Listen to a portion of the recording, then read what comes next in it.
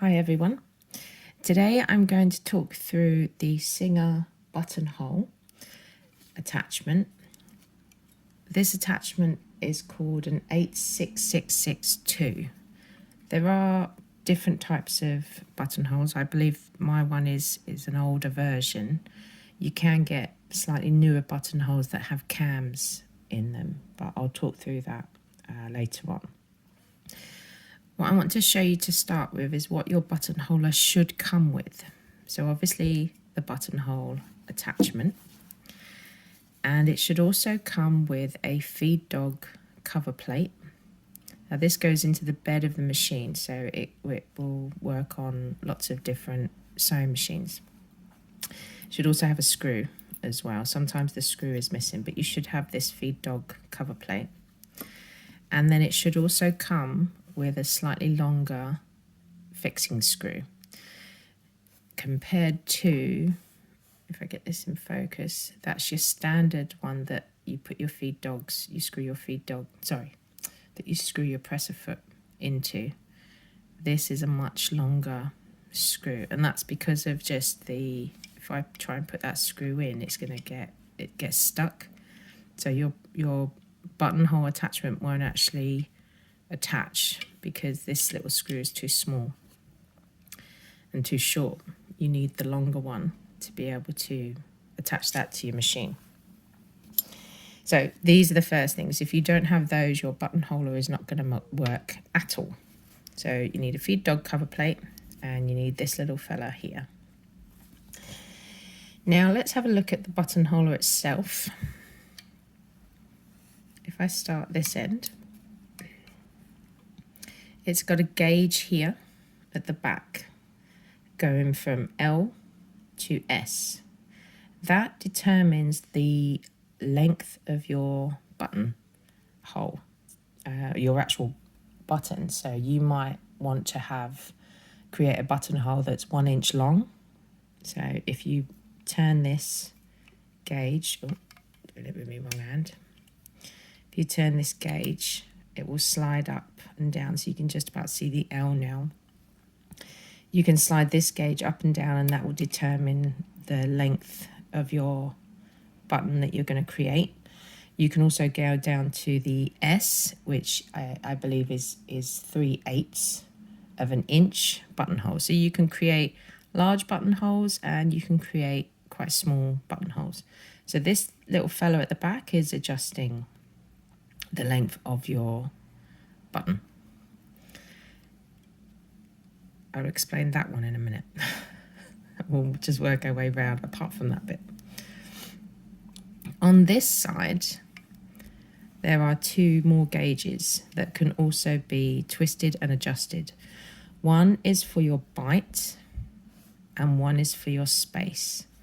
They each have a W and an N, meaning wide down to narrow. And what I'm going to do is I'm going to show you on a piece of paper what they mean. Even when I first started using the buttonhole, I couldn't get it, so I had to draw to help it work. Now, the reason we have to have the feed dog cover plate, or once that feed dog cover plate goes on, you can't adjust the stitch length on your machine, because the stitch length on your sewing machine is actually done through the feed dogs. So if you wanted a short stitch, the feed dogs are only feeding the fabric a tiny little bit. If you want a long stitch, the feed dogs will pull that fabric through a much further amount, and that is how your stitches adjust from a short stitch to a long stitch. But when you cover the feed dogs, it doesn't matter what stitch you've got set up on your machine, it's not going to do anything. On your buttonholer, if I turn it that way, there is a screw with a guide. And I don't know if you can see this in the camera, if I turn it in the light. It has 3 letters on it: L, M, and S. A long stitch, a medium stitch, and a short stitch. So you can adjust your stitch length using this screw here, just by undoing this screw and just turning this gauge over a bit. So that's how you can determine what kind of stitch length you want, because the stitch length on your machine is irrelevant because your feed dog plate is covering your feed dogs. So I've got mine set for halfway between short and medium, but you can have a play about with that. I would suggest, and this is how I did it with mine, I started on a long stitch and then I slowly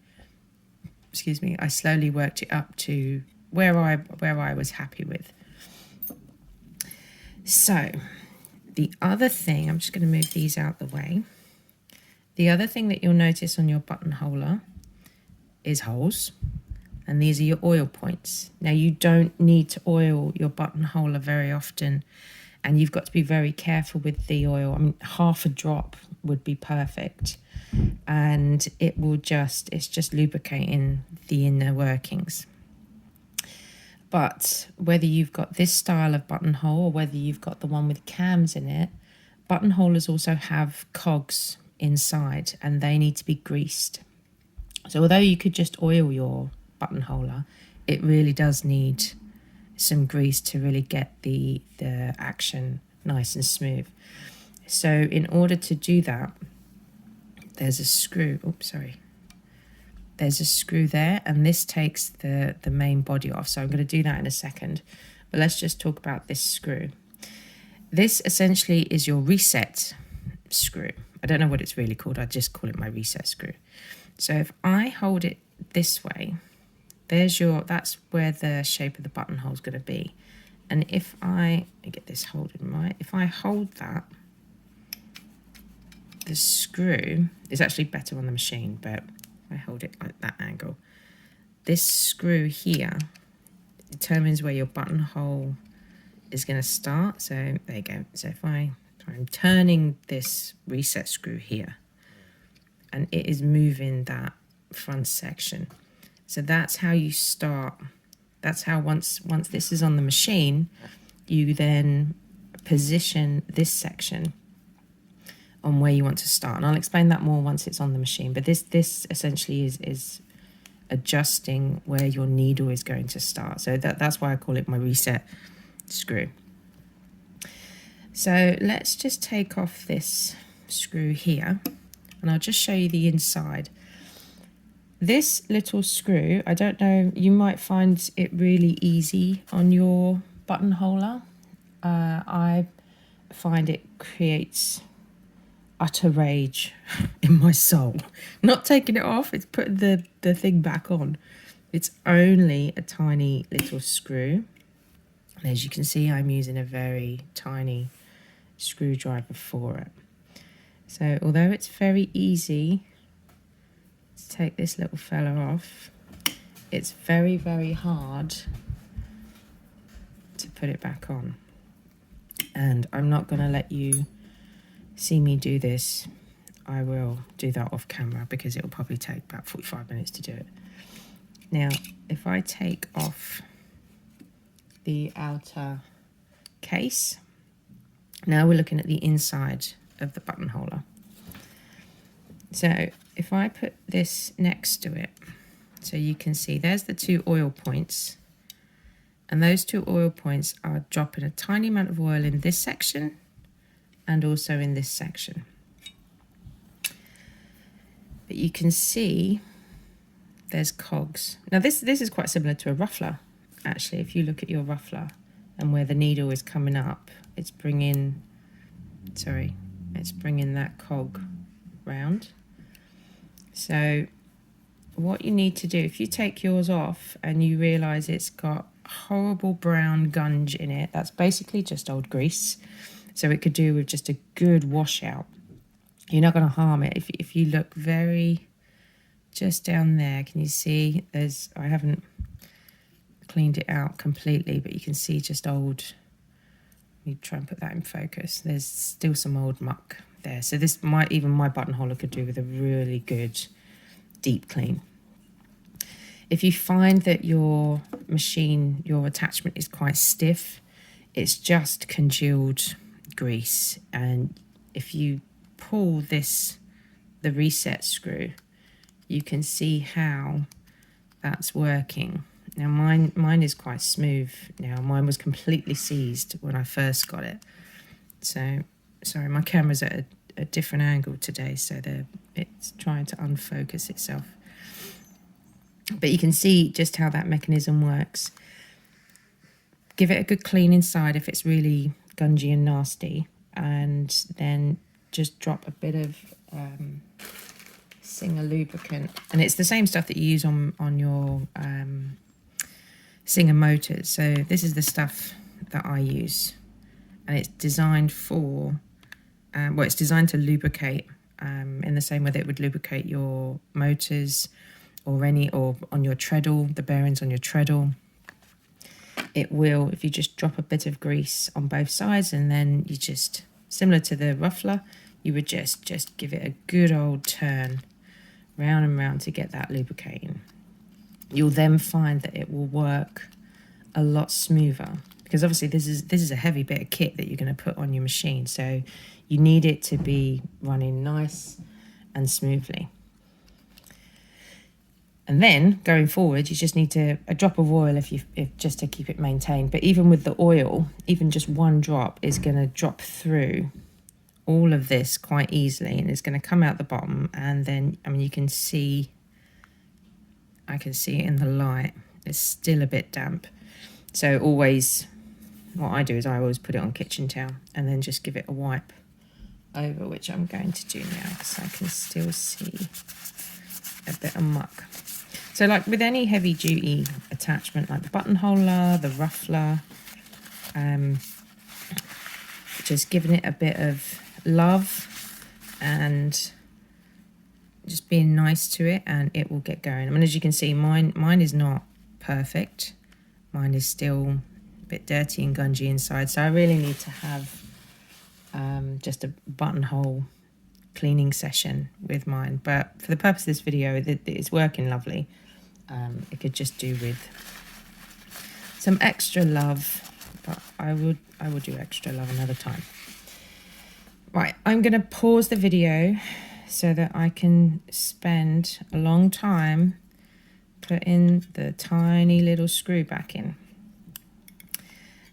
Now, get it the right way around, Sam, because even when I hold it there, can you see it doesn't quite, that hole doesn't line up. I have to kind of manhandle it a bit to get that screw in place, and that takes about 3.5 hands to do it. So I'm just going to pause it so that I can just put that tiny little horrible screw back in, and you might find that you have difficulties as well. It will go in, it just takes patience and counting to 10 a lot and just breathe. But if I hold that, it will align, but I've got to try and hold it. If I do it like that, I've got to try and hold it and put that screw in. So I'm going to pause the video so I can do that. Okay, that wasn't too bad. It didn't take me forever, and I only swore once, but the screw is now back tightly in. And I mean, even if you didn't have this cover, it's just a dust cover more than anything. It doesn't affect the operation of the machine, of the attachment at all, but it's a tricky screw.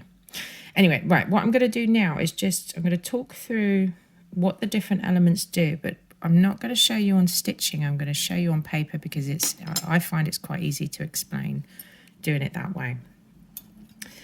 So we've already talked about this fellow at the back, and that's just determining whether it's going to be a 1 inch up to a 1 inch buttonhole size down to a much shorter length. So on a coat, for example, it will have, you're going to have wider buttons, so it's going to be a wider stitch. And if you had, say, shirt buttons, it's going to be quite a short stitch. But you can just play about with this when it's on the machine, just to decide what kind of buttonhole you want. This, we've already said, is our reset, and we're going to use that more once we've attached it to the machine. But what I'm going to do is just turn it round, and we're going to talk about these two fellas here. So one is the bite and one is the space. So I'm going to do this on paper to just explain, and also explain the stitch length. as well. Let's start with the stitch length. So that's this screw here, and that will adjust from a very long stitch to a short stitch. So what that does is, if it's a long stitch, then your zigzag is going to look like that. And then the more you adjust it, the more it starts to bring those stitches in. And then if you wanted a really short stitch, it's going to create that like a satin type stitch, or as close to it as possible. So you can adjust kind of how the gap between your zig and your zag. So that's the easy bit. Now let's talk about the bite. So you've got W this end and then N this end. So wide to narrow. So the bite is the width of your buttonhole stitch. So if we imagine a buttonhole, so that's, for example, our buttonhole. The bite of the stitch is how wide your zigzag is going to be either side of that. So your bite is whether it's going to be a wide zigzag all the way along your buttonhole, like that. This is a very bad zigzag drawing. Or you could have a very short bite, which means your buttonhole is going to start looking more like that, because it's got a shorter bite, a narrower bite. Okay, so that's now we're designing we're picking the actual ziggy zag around our buttonhole. The space is the space between. So that's the space of the actual buttonhole. So if you had a wide space, your buttonhole is going to be quite mungo. Plus you've got your stitches that are going around the outside. Or you could have quite a narrow space, which means it starts looking like that. That's the space between, the space it creates between the two sets of stitches. So what I'm going to do, I'm going to leave that one as it is. So I've set that to G, but that's just because it's B-I-G-H-T bite. And I'm going to leave that, I think that one's, I'm going to leave that about there anyway. And then we'll do some adjustments afterwards. So I've got my bite, which is the width of the stitch, the ziggy zag. I've got the bite at about halfway, and I've got more a wider space than a narrow space, but we can adjust and have a look at that. First thing we're going to do, let's get it all set up. So let me move that out the way. And screwdrivers out the way. Now I'm using a 99K machine for this, and I'm gonna leave the camera angle just like that for now, but I will adjust it afterwards. First thing, let's get this guy on. Now what I find is easiest to do, I'm not worrying about where the hole is at the moment. I'm going to concentrate on my needle. Oh, and you can't see it. There, that's better. Now you can see it a bit better. So obviously I don't want my needle to bash into this, so I'm going to drop the needle in so that now I can concentrate on where this goes. Now I kind of want, your needle's not going to be ziggy zagging, but I kind of want it to be about in the center. So that's about right. Screwdriver, screwdriver. And then what you want to do is get that in as tight as possible, which is always fiddly because I've got big fat sausage fingers and the screwdrivers are tiny. Right, so that's not going anywhere. Now, this does bounce a bit. You can hear mine bouncing. But as long as it's in the machine, And when I'm lifting, that's okay. It's not banging in. Now, my bottom thread is underneath the plate at the moment, so, oh my God, grab it. Excuse me. I'm going to go down and I'm just going to catch the thread underneath and just bring that through. So both my threads are on the top. So, yep, it bounces a little bit, but it's okay because I don't mind it bouncing this way. What it can't do is shift, because as soon as it shifts, my needle's going to go straight into that and it's going to go all horrible and broke. Right, let's get the buttonhole added. So, as I said before, you cannot use your normal screw for your presser foot.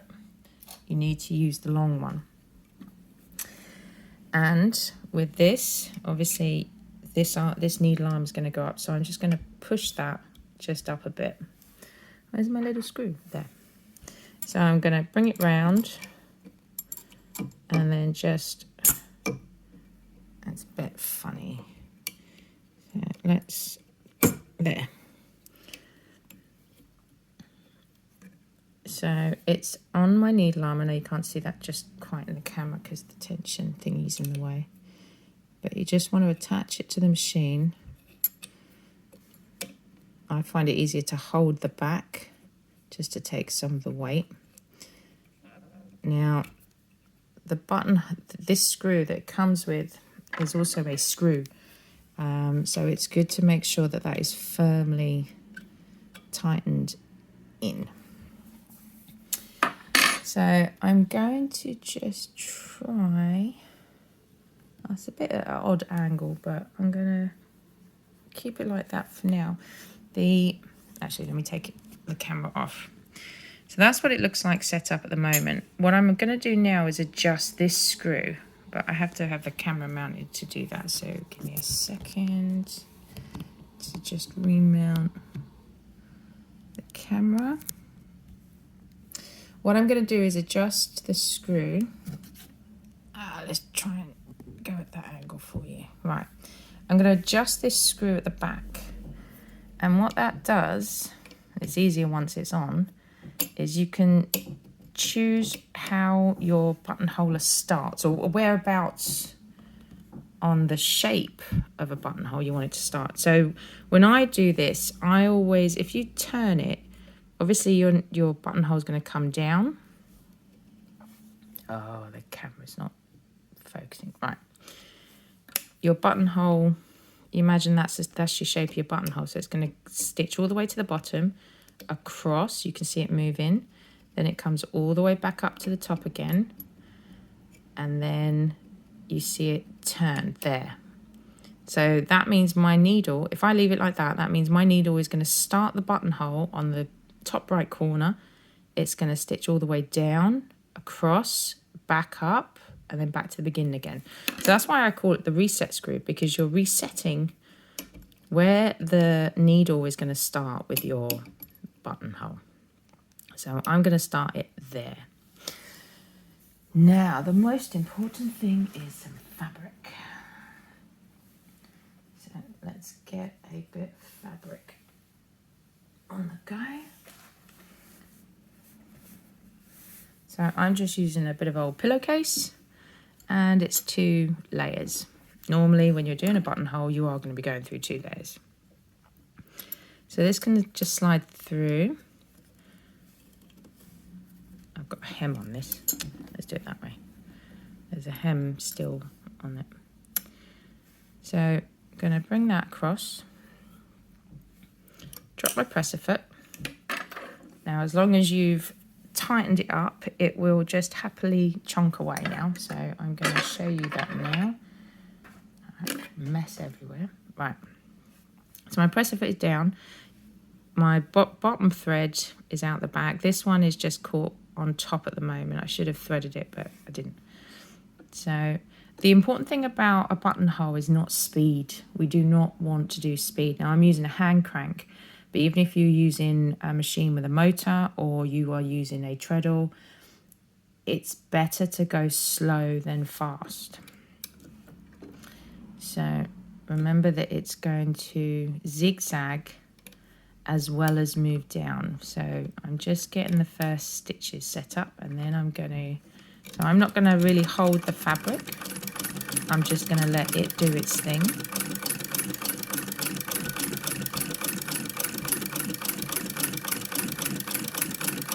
So it's going to get all the way to the bottom, and then you will see it move and then come up the other side.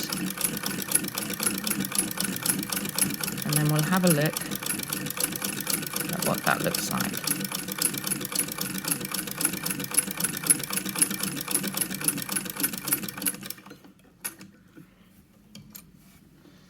Oh, I lost my scissor thingies. There they are. Okay, so let's just, and this is what you would need to do. There's too much fabric. This is what you're going to need to do initially. So that's a buttonhole. Now, I think there's not much space at the moment with that. So I'm going to adjust the space just a little bit more. I'm going to adjust it down to the P of space. Let's try again. So it's still 1 inch. So all I've done, I know you can't see this on the camera unless I angle it. What I did is I adjusted this one back a little bit. I want a wider space between my buttonhole. Otherwise, it's going to be very difficult to try and cut that. So same thing again. Get my threads out of the way. Drop my presser foot. No, not drop my presser foot, because I've got to reset my thingy. So it's going to go down, up, and top right hand corner. That's just the way I start, but you can actually start wherever you want.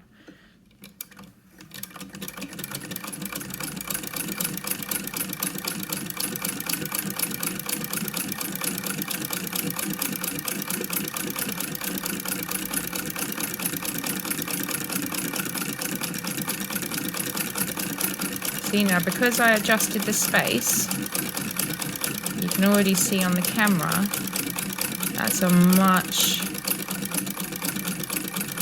better space to be able to send a pair of scissors through.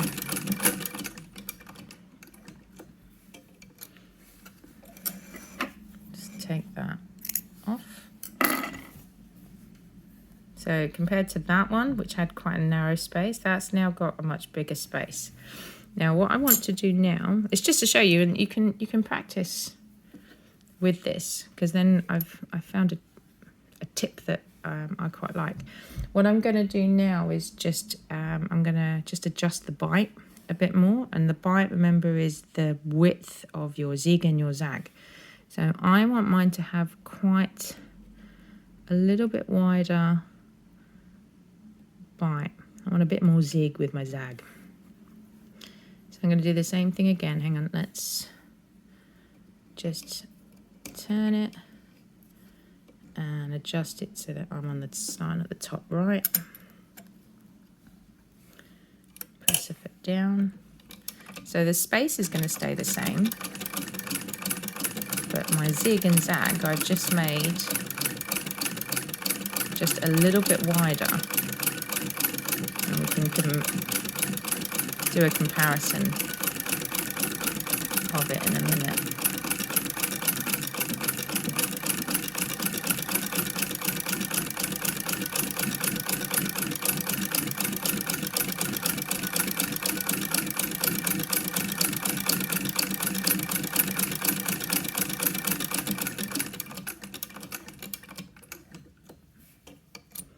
Right, I'm gonna just pull that out.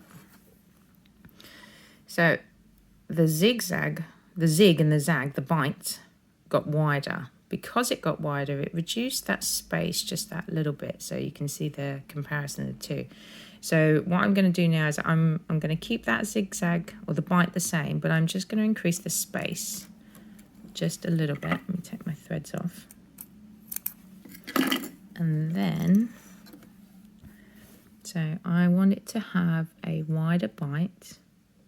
So let's go back a bit. No, I don't want it to have a wider I want my bite to stay the same. And I want to just increase the space just a little bit. And they're all just quite fine adjustments that you're making, just to you know, and you're going to do this for every type of buttonhole as well. It's just having a practice, and that's what I'm doing. You can see I'm just doing them side by side so that I can go, yeah, that's what I'm happy with.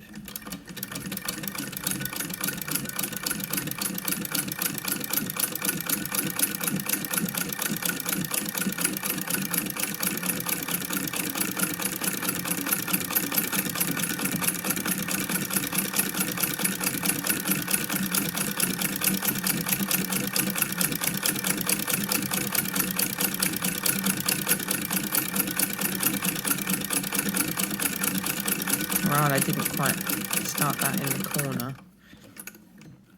That's a bit naughty of me. I didn't quite adjust it to the corner. But, yeah, so I didn't quite adjust that to the corner. But I'm happy with the bite of the stitch now, and I'm happy with that gap in the middle. So the last thing I'm going to just do, I'm going to show you. I'm going to turn my fabric so I've got a nice plane, because that's what I've been doing, is just, so do the same thing, just practice with your bite, so your width of your zig and your zag. Practice with the bite first, make sure you're happy with it, and then you can start adjusting the space in between. Now what I found is a really nice looking buttonhole is to go round twice. So the first thing I'm going to do is just get it set up to the top right corner. I'm going to send my fabric under, get my threads out of the way, drop the press foot. What I'm going to do is I'm going to go around twice, and that just creates a really nice, strong bit of button. Nice and slow, or just a nice pace. And I know my camera's jerking, I'm sorry.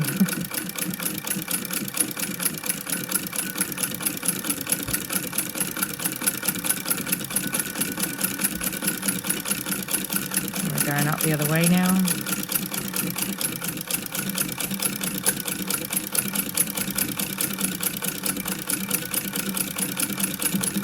And then I'm going to go around again.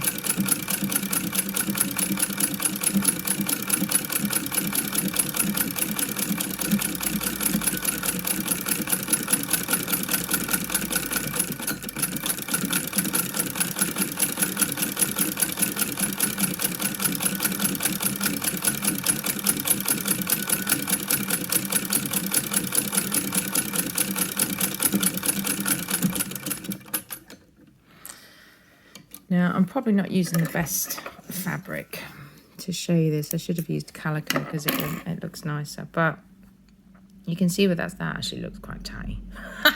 I should have used different fabric. Looks okay on the back, though. It's got a little bit, yeah, the fabric is weak and a bit pants.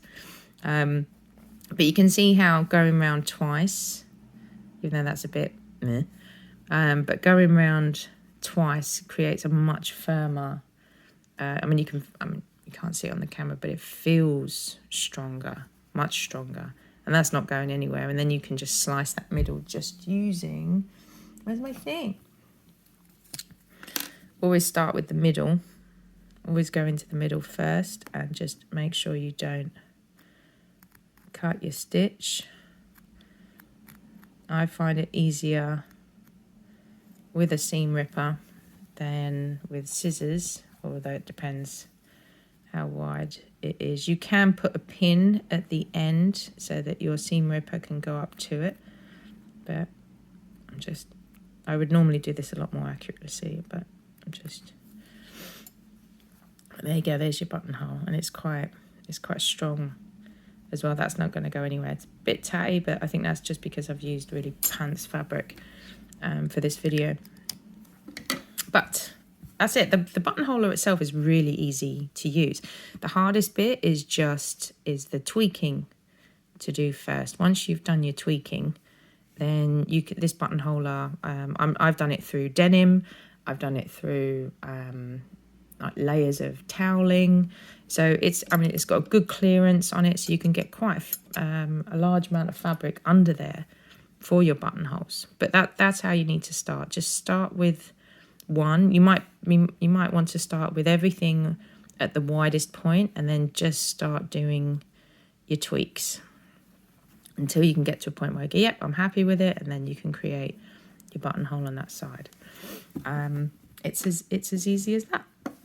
I hope you've enjoyed it. I might do it again and just show you some examples on what it would look like, but like with different fabrics. But for now, just have a practice with it, and you can see just the the cool things that you can do. Bear in mind, I've just shown you on a 1 inch, but you can make that shorter just by adjusting the little fellow at the back, and that will start to shorten your buttonhole as well. Okay, thank you.